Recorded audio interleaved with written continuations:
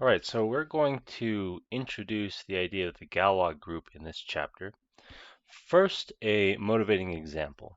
So in this motivating example, we're going to consider the polynomial f of t is t squared plus 1 times t squared minus, 5, not root 5, sorry, over q. Now, this polynomial has 4 roots. And the roots are plus or minus I and plus or minus the square root of 5. And they kind of occur in pairs, namely the conjugates of I are plus or minus I, and the conjugates of root 5 are plus or minus root 5. So what we're going to do is we're going to introduce some symbols. I'm going to follow the book's notation. I'm going to say alpha is I, beta is negative I, gamma is root 5, and delta is negative root 5. And if we make this if we set these symbols to be equal to this, then these symbols satisfy some equations, okay? And these satisfy lots of equations, actually. In fact, infinitely many equations.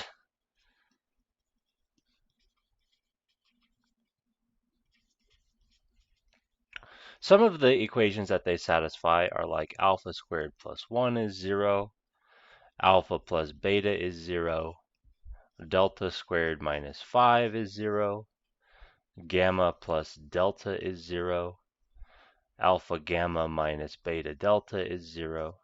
You can just sit here and check that is certainly true with each of these.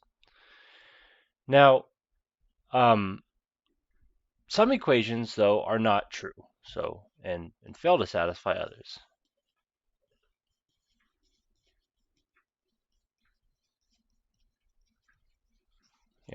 For example, if I add I to root 5, I don't get 0. So alpha plus gamma is 0 is false.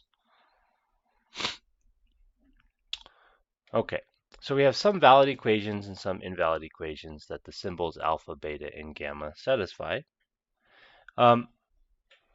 Now, turns out that if we take any valid equation that alpha, beta, gamma, delta satisfy, and we either interchange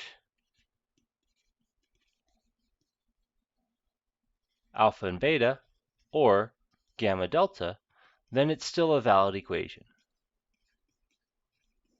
This arises because algebraically, we can't really distinguish between plus or minus I, and we can't really distinguish between plus or minus root 5 algebraically because they're quotients of polynomial rings, and that's just what they are. So they're sort of the same algebraically.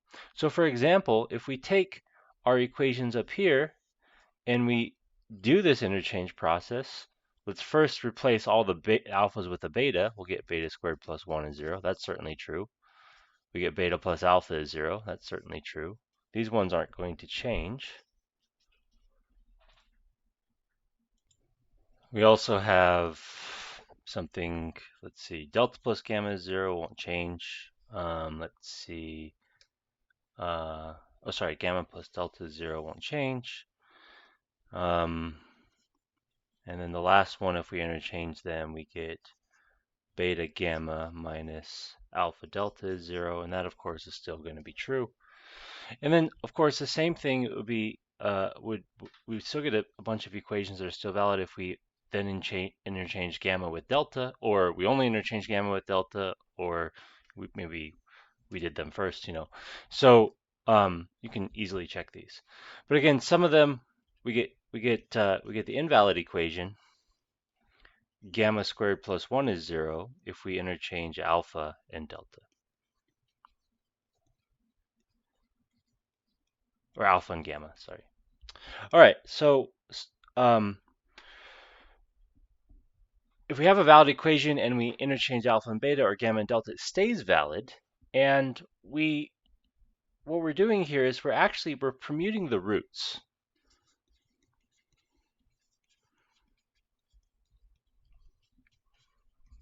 of our original polynomial, the roots of f. And there's a couple ways of expressing these permutations. The usual way that you learn when you take a group theory course is with permutation notation. So we're going to, again, follow the notation in the book, and I'm going to call capital R the permutation that interchanges alpha and beta. So what's going to happen? Alpha is going to go to beta, beta is going to go to alpha, and then gamma and delta are fixed. And then we have a permutation that interchanges gamma and delta, so alpha and beta are fixed, but then delta and gamma get permuted. Okay. There is another permutation that interchanges both of them, which is the composition of R and S, which I'm going to call T. And so that's alpha and beta get swapped, but then and then gamma and delta also get swapped. And then lastly, there's the identity, which is a permutation. It doesn't do anything.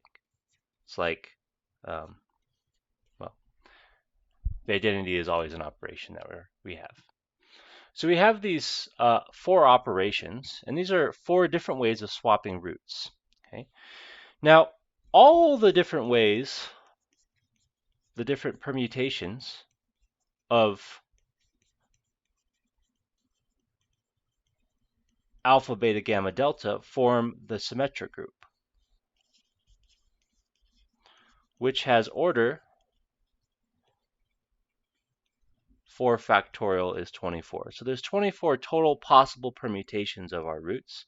But it turns out, in a way that we're going to be able to prove, that R, S, T, and I are the only ones that preserve valid equations.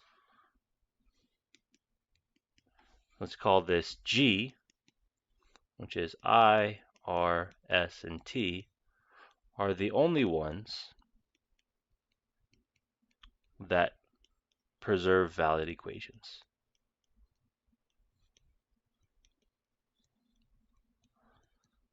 And you can even work out a multiplication table here for I, R, S, and T.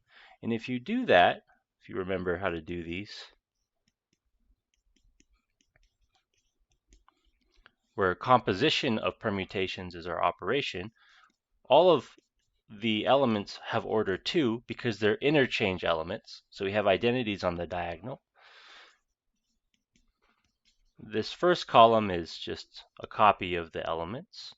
If we do R composed S, we get T. If we do R composed T, we get S.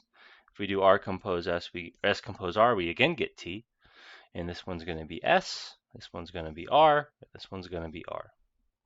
So it turns out that what we learned from this, sorry, not that, then, or thus, G is actually a subgroup of S4. And it's a special subgroup. It's the Galois group of our starting polynomial. And so in the first half of this course, in chapters 1 through 6, we developed a lot of linear algebra for extensions and some of the field theory. And now what we're going to do is we're going to start introducing group theory into the mix. And this is the idea, is to each polynomial, when we consider all of the roots, we are going to get a certain subgroup of the permutations of the roots, and that's the Galois group, or at least one way of expressing the Galois group.